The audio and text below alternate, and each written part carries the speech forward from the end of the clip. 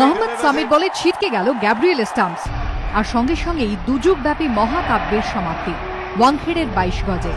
আলবিদা সচিন। জোড়া টেস্ট জিতে সিরিজ উপহার টিম ধোনি। সতীর্থদের গার্ড অফ অনার। ওয়াংখেড়ের বিদায় সম্ভাষণের মধ্যেই উপলব্ধি ভারতীয় ক্রিকেটে প্রাক্তন হয়ে যাওয়া হঠাৎ। মাঠ ছাড়ার সময় তাই চোখের কোণে 2-1 ফোঁটা মণিমুক্ত। বাবা বলেছিলেন চেজ দ্য ড্রিম। স্বপ্ন বুনেছেন 24 বছর ধরে।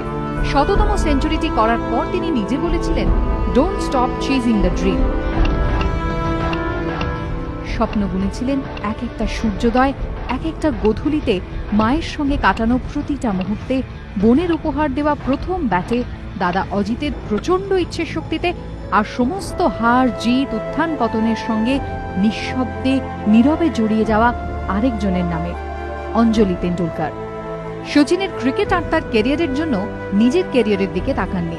একা হাতে তুলে নিয়েছেন সন্তানের দায়িত্ব। 24 বছরের 22 গজের সেই স্বপ্নের ভেতর লুকিয়েছিল কত অজানা কথা। Sachin Tendulkar. Guard of honour, standing ovation আর ভিক্টরি ল্যাপের মধ্যে থেকে বুক ঠেলে বেরিয়ে আসা আবেগের কোলাজ। আন্তর্জাতিক ক্রিকেটে সদ্য প্রাক্তন হয়ে যাওয়া সচিনের অবসর নেওয়ার পর প্রতিক্রিয়ায় কৃতজ্ঞতা জানালেন পরিবারকে। জানাতে ভুললেন না কোচ রমাকান্ত আচরেকরের কথাও। গলায় তখন আবেগ। একটু দূরেই দাঁড়িয়ে ভারতীয় ক্রিকেট থেকে প্রাক্তন হয়ে যাওয়া আরো 3 মহারথী, সৌরভ গঙ্গোপাধ্যায়, রাহুল দ্রাবিড় আর VVS লক্ষ্মণ, যাঁদের সচিন বর্ণনা করেছেন নিজের পরিবারের সদস্য হিসেবে। এবার পুরনো বন্ধুদের পাশে গিয়ে দাঁড়ানোর পালা। ক্রিকেটের এক প্রজন্ম।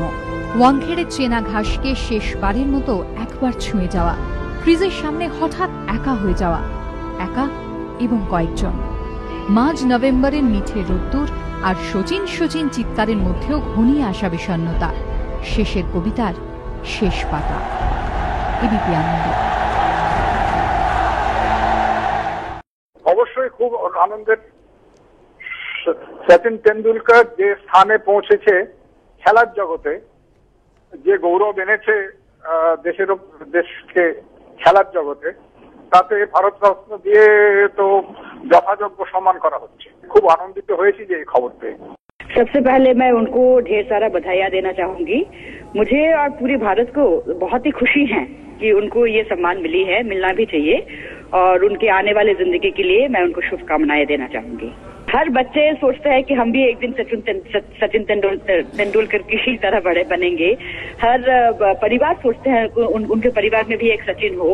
तो ये तो वो तो पहले से ही प्रेरणा थी, लेकिन ये जो भारत रत्न उनको जो हाईएस्ट अवार्ड मिले हैं, तो इसे ये सारे बच्चों को प्रोत्साहित किया जाएगा कि वो भी स्पोर्ट्स में आए, और खाली स्पोर्ट्स नहीं, कोई भी अनयूजुअल अनकन्वेंशनल प्रोफेशन में आए।